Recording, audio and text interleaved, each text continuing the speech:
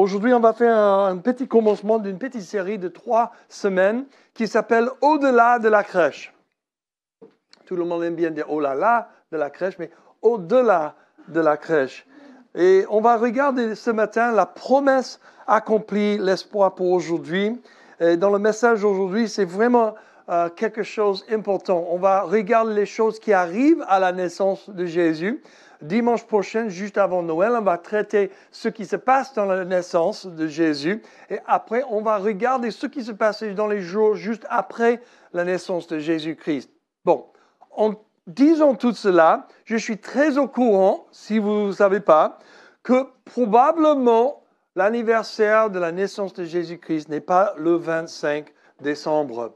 Je suis aussi au courant qu'il y a pas mal de traditions qui sont incluses dans notre culture aujourd'hui, qui mélangent avec tout ce qui était païen à l'époque, tous les idoles de l'époque. Ils ont mélangé toutes ces choses ensemble. OK, je suis OK, je comprends. On n'est pas là pour louer le sapin. Il est tout petit, juste au derrière. On n'est pas là pour louer les étoiles. On n'est pas là pour louer Marie. On n'est pas là pour louer le boulanger qui n'était pas là autour de la crèche, mais apparemment en Provence, il est là. On n'est pas là pour louer aucune autre chose sauf que Jésus. C'est la raison pour... Merci! Il y a quelqu'un qui aime bien les rimes. Jésus est la raison pour la saison. Amen. Donc, on va commencer avec un passage du jour.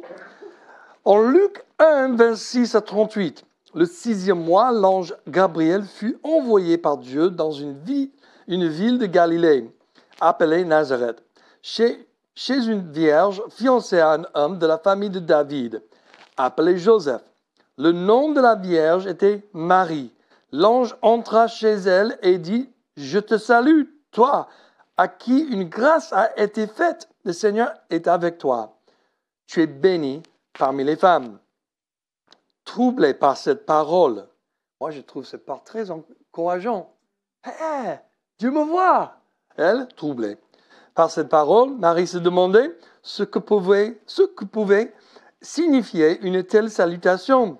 L'ange lui dit, « N'aie pas peur, Marie, car tu as trouvé grâce auprès de Dieu.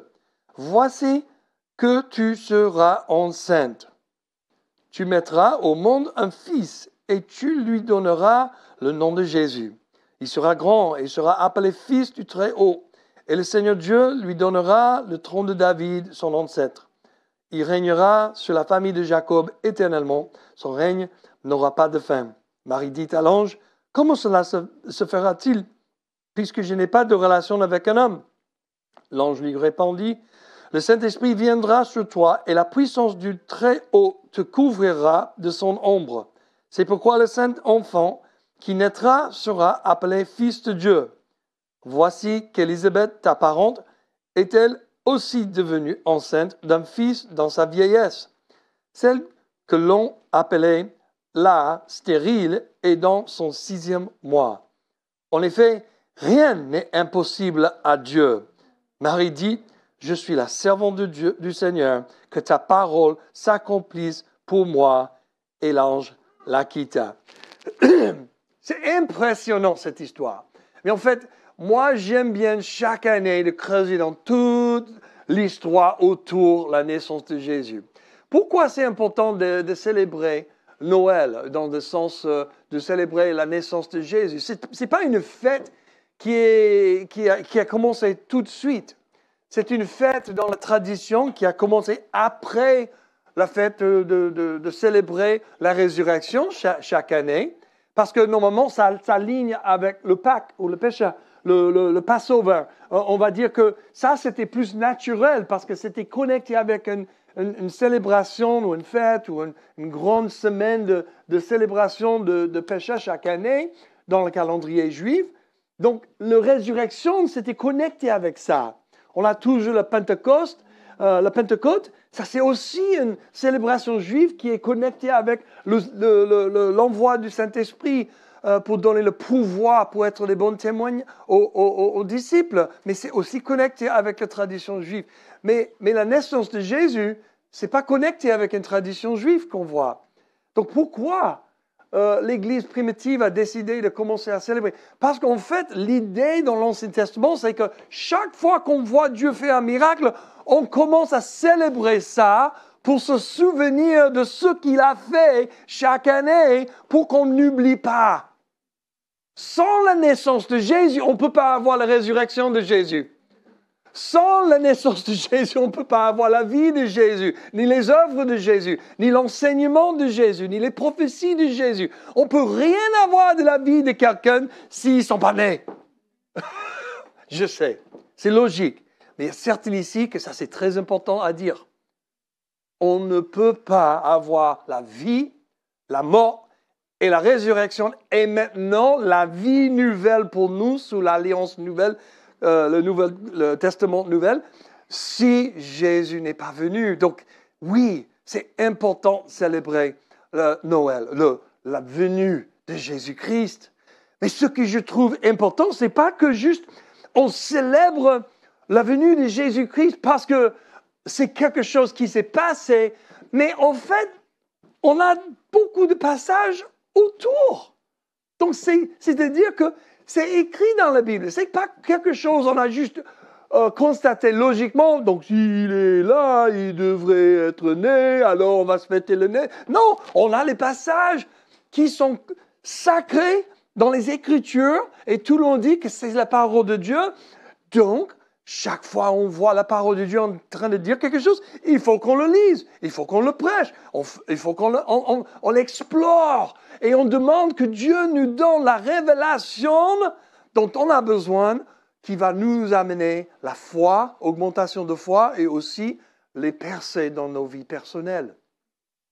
Aujourd'hui, je sais qu'on vit dans un temps qu'on a tous besoin d'encouragement, on a tous besoin d'une espérance, une conviction plus forte. L'espérance est toujours connectée à notre conviction qui vient de Dieu. Et notre conviction, c'est-à-dire notre foi, seulement vient quand on a une révélation qui vient de Dieu.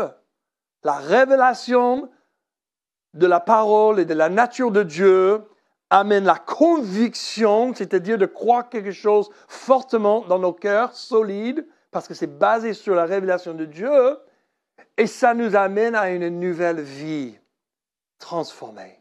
Chaque fois on reçoit une révélation de Dieu, ça nous amène à une augmentation de foi et une transformation dans nos vies. C'est pour ça qu'on lit la Bible tous les jours. C'est pour ça qu'on prie tous les jours. C'est pour ça qu'on veut se perdre dans la louange de Dieu et juste éclater dans sa présence. Parce que je sais que quand je joue dans la présence de Dieu, quand je suis avec mon papa et mon Sauveur et le Saint-Esprit, tout est possible. Pendant des siècles et des siècles avant la venue de Jésus-Christ, il a été prophétisé qu'il allait venir. Il y aura un Messie.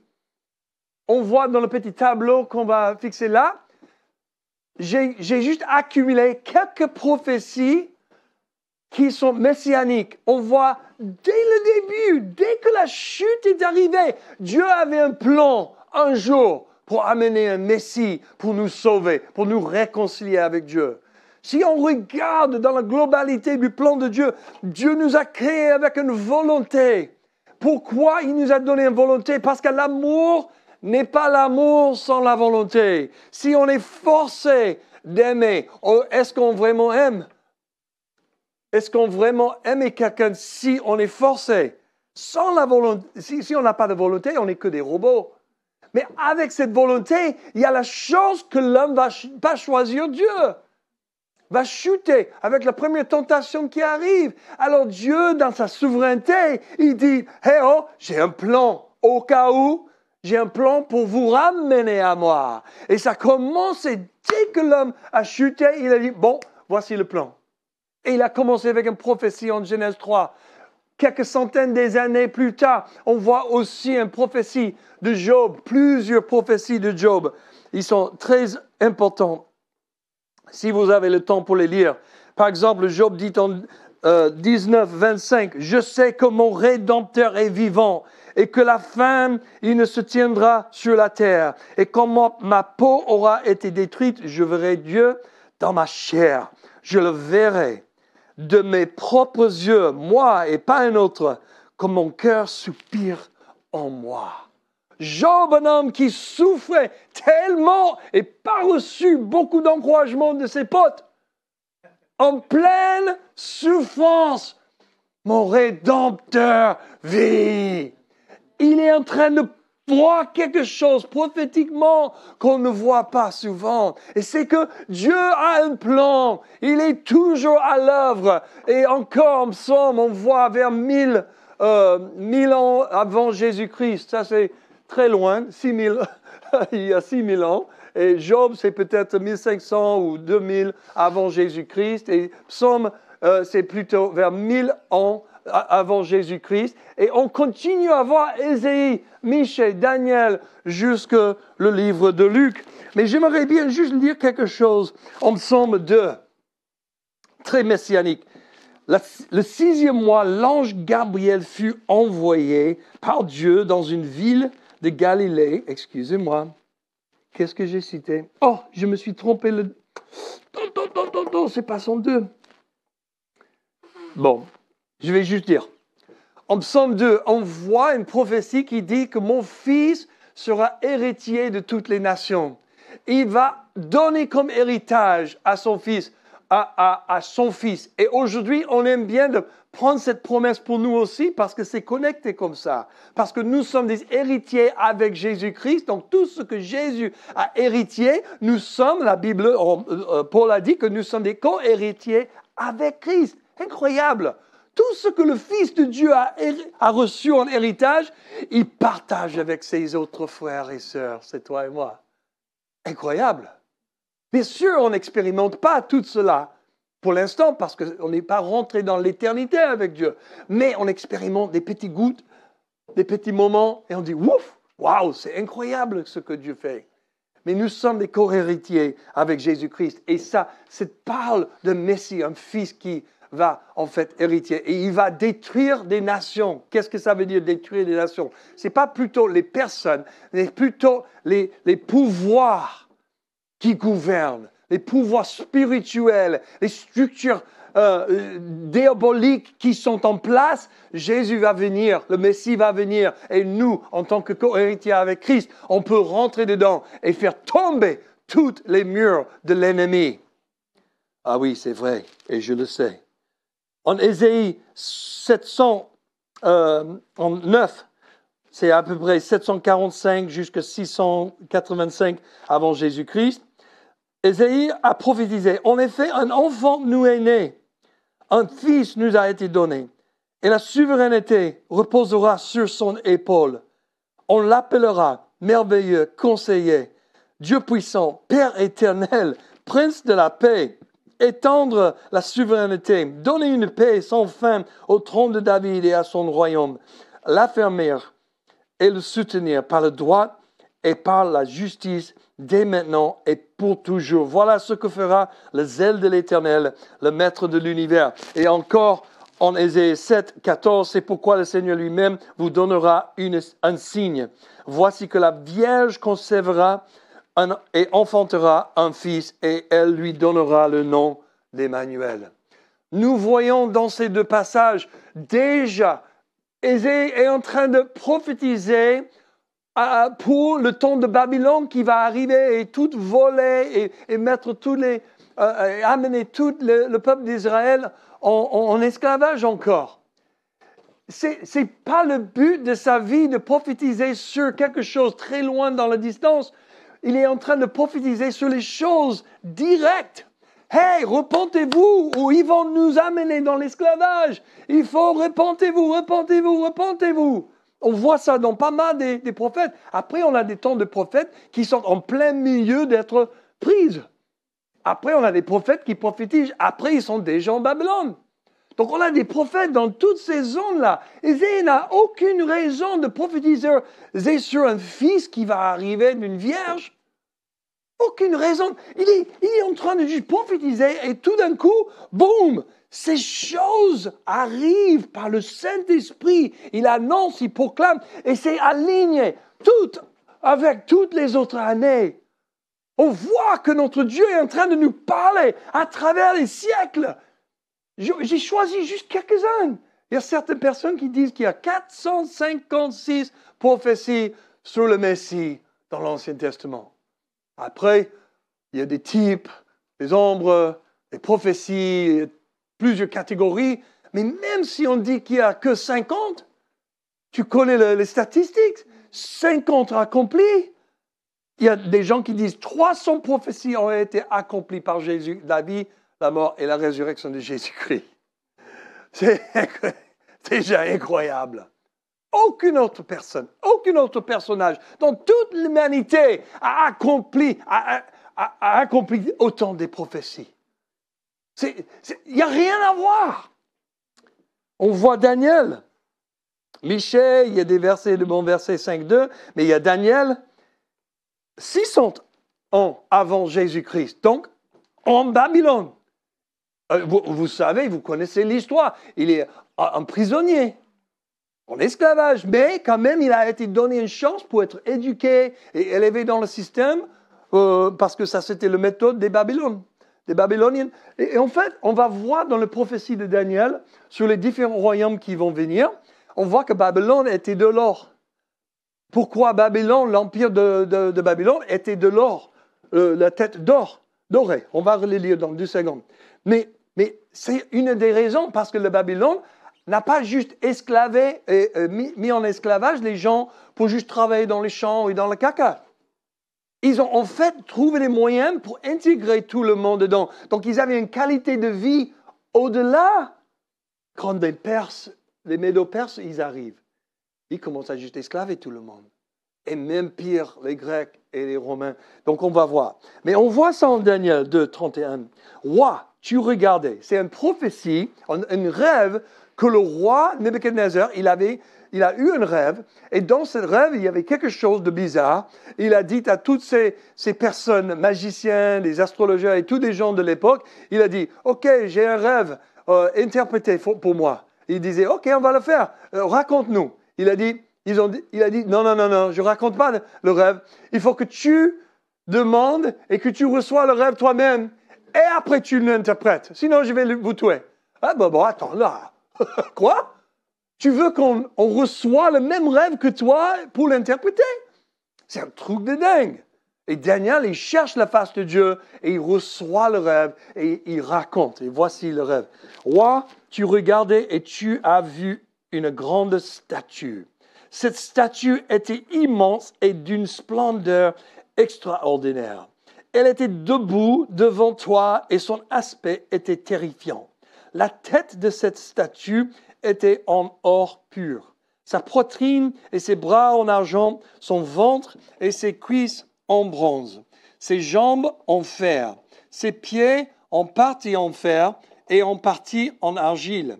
Pendant que tu regardais, une pierre s'est détachée sans aucune intervention extérieure ou humaine. Elle a frappé les pieds en fer et en argile de la statue et les a pulvérisés.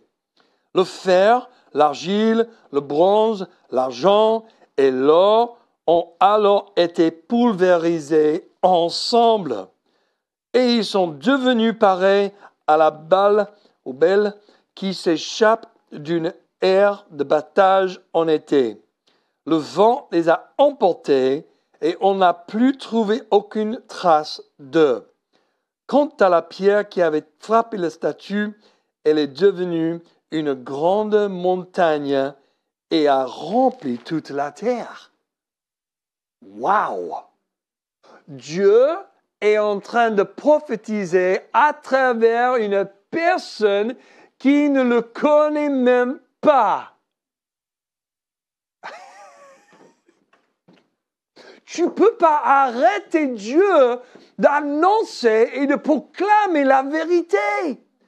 Même si les gens ne croient pas en Dieu, on entend Dieu parler à travers. Même dans la société aujourd'hui. On voit ça dans les chansons de la radio, dans les films. On voit les traces de rédemption. On voit les traces d'une espérance, en quelque chose au-delà. On voit une cherche pour la vérité. On voit un recherchement pour être guéri. Tous ces concepts se trouvent seulement en notre Dieu.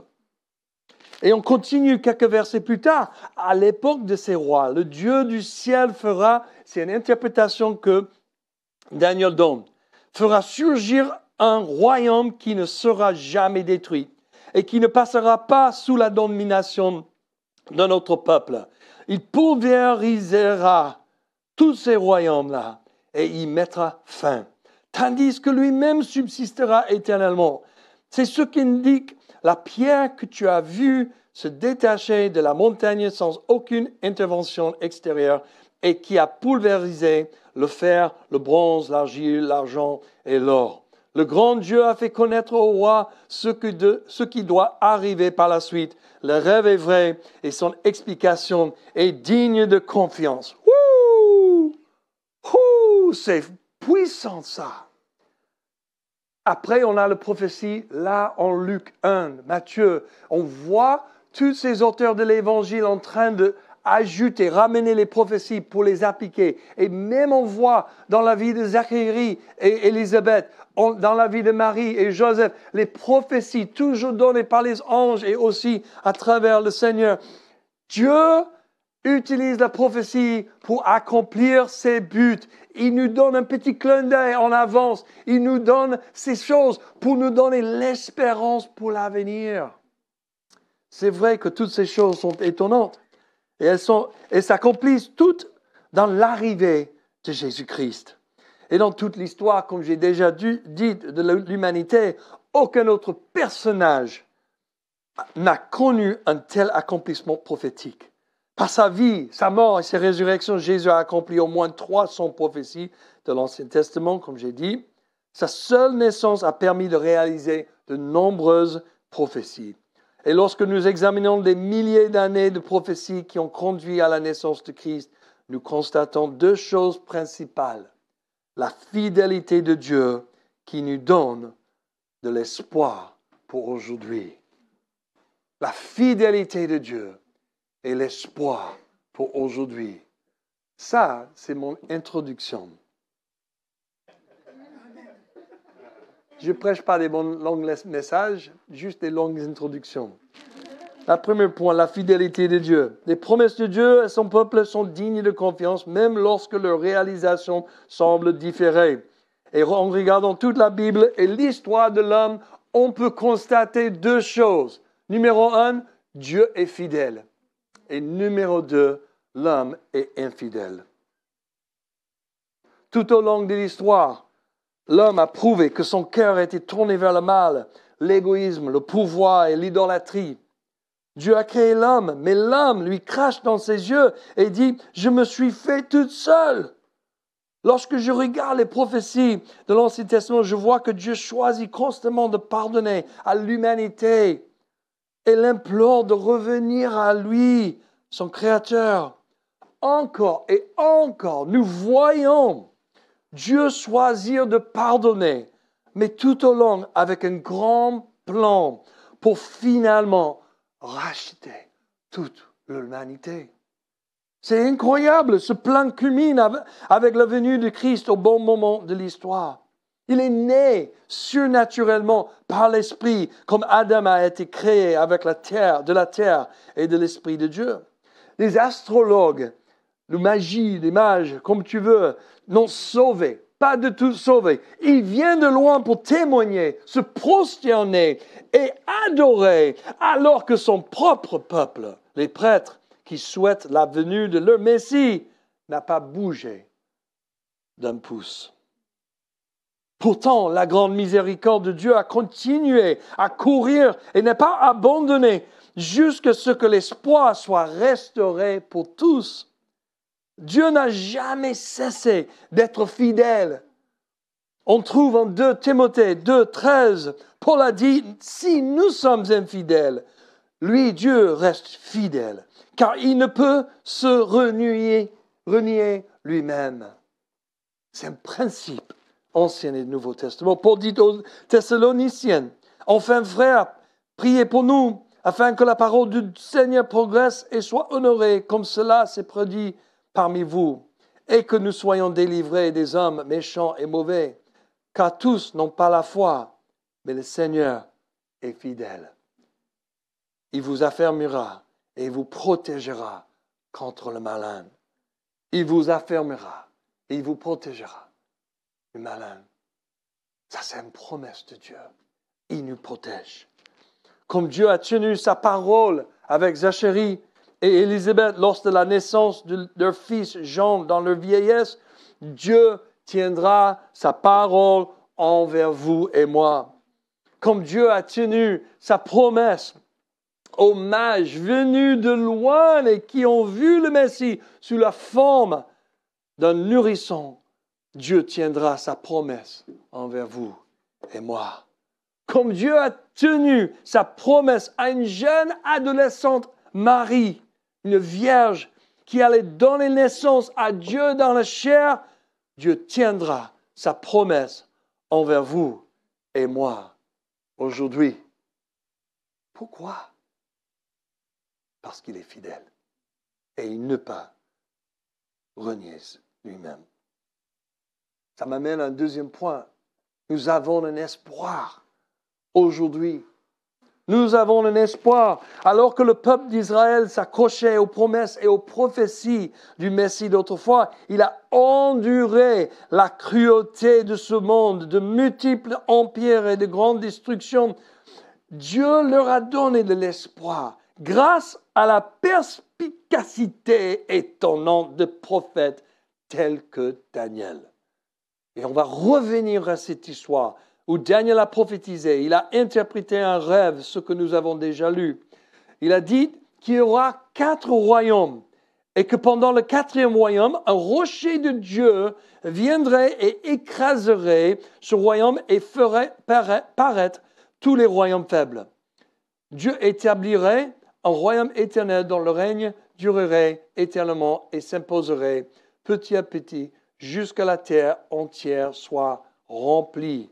Alors on va regarder le tableau là et on voit que, désolé pour la qualité, ça traduit mal, hein? C'est vraiment pénible.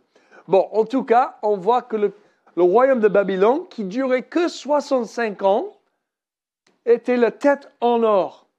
Deuxièmement, on voit que l'empire perse, qui a duré, je crois, 208 ans, Médo-Perse, ils sont envahis et c'était un peu plus grand géographiquement, mais comme j'ai déjà dit, la qualité de la manière qu'ils faisaient les choses n'était pas si haut. C'est pour ça que Dieu a dit qu'il s'est plutôt dans l'argent et aussi sur les bras et les trucs. Donc ça a duré 208 ans. Et après, on a l'empire grec qui est venu, et l'empire grec qui a duré 185 ans.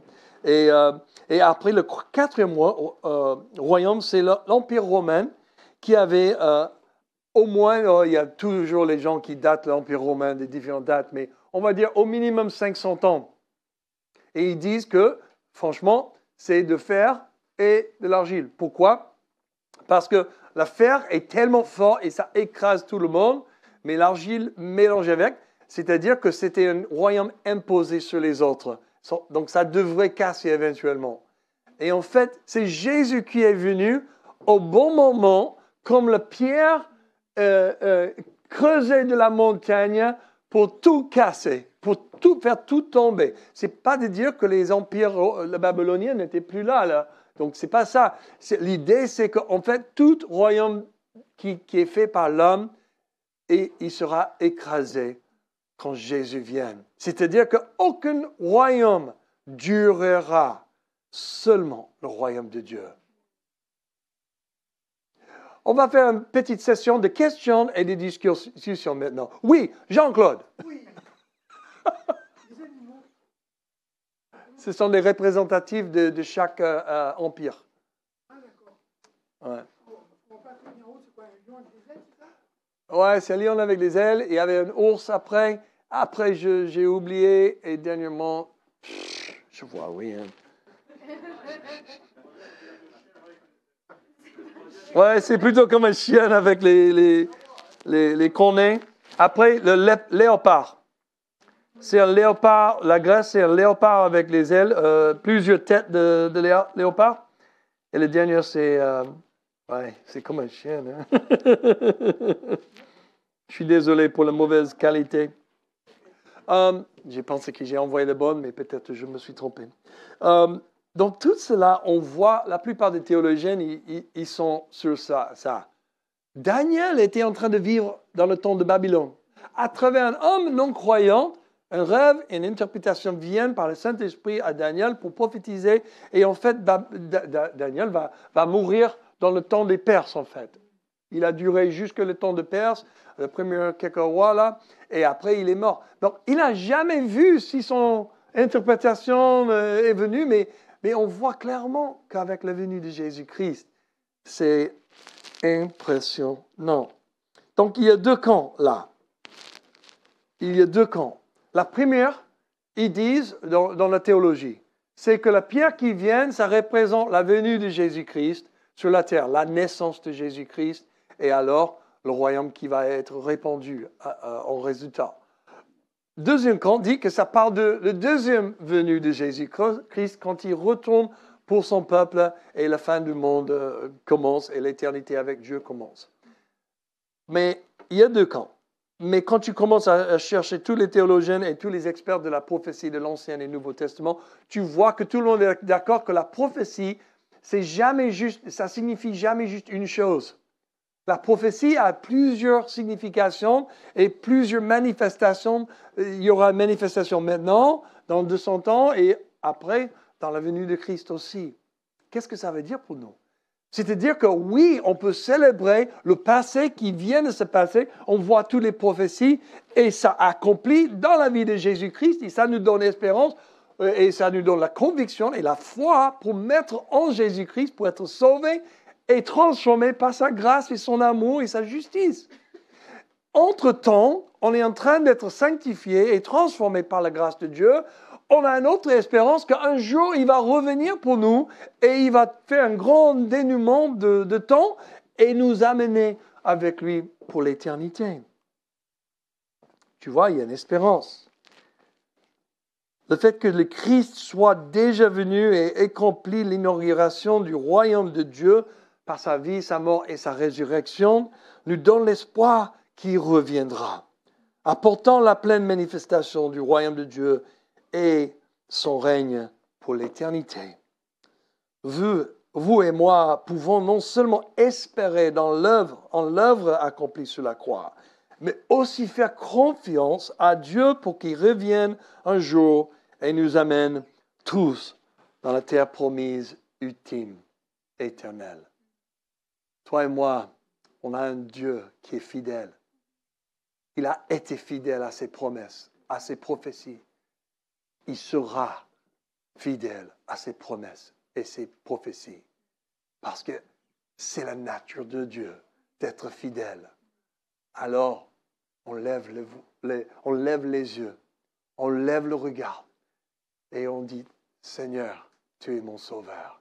Seigneur, tu vas revenir un jour. Et entre-temps, je fais confiance en toi pour tous les miracles dont j'ai besoin, pour toute la guérison dont j'ai besoin, émotionnellement, physiquement, pour toute la réconciliation de la famille, les amis, les frères et sœurs, tous les problèmes que j'ai à cause de la chute. J'ai une confiance que tu vas faire tout racheter un jour. En Daniel 7, il prophétisait, il racontait l'histoire. Pendant que je regardais dans mes visions nocturnes, quelqu'un qui ressemblait à un fils de l'homme est venu avec les nuées du ciel. Il s'est avancé vers l'ancien des jours et on l'a fait approcher de lui. On lui a donné la domination, la gloire et le règne, et tous les peuples, les nations et les hommes de toute langue l'ont servi. Sa domination est une domination éternelle qui ne cessera pas, et son royaume ne sera jamais détruit. Ça, c'est notre Jésus. Voilà pourquoi on célèbre Noël. Parce qu'on a beaucoup à célébrer. On a beaucoup à fêter. On a beaucoup de révélations à trouver dans toutes ces prophéties autour de la venue de notre Messie, celui qui nous sauve, qui nous rachète et qui nous réconcilie avec lui et avec l'humanité. Je prie vraiment que vous puissiez expérimenter une augmentation de foi et d'espérance aujourd'hui et chaque jour qui suit. Prions. Seigneur, merci pour ta parole puissante. Merci pour toutes ces prophéties, toutes ces promesses que tu nous as envoyées au fur et à mesure pendant tous ces siècles de 4000 ans pour pointer à un moment en temps parfait, créé pour recevoir le Sauveur du monde, ton Fils Jésus. Merci que tu prends toute cette histoire et toute la globalité et les détails et que tu nous amènes la révélation, la conviction et alors l'espérance pour l'avenir court terme et l'avenir à long terme. Que ton nom soit sanctifié et glorifié. Que nos vies brillent pour toi, Seigneur. Qu'on puisse être un bon témoignage pour tout le monde autour de nous. Je prie pour chaque personne qui souffre avec la tristesse pendant ces fêtes. Pour chaque personne qui a des mauvais souvenirs, des mauvaises mémoires.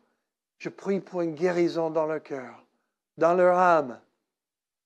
Je maudis la dépression qui essaie de revenir chaque année dans ce temps.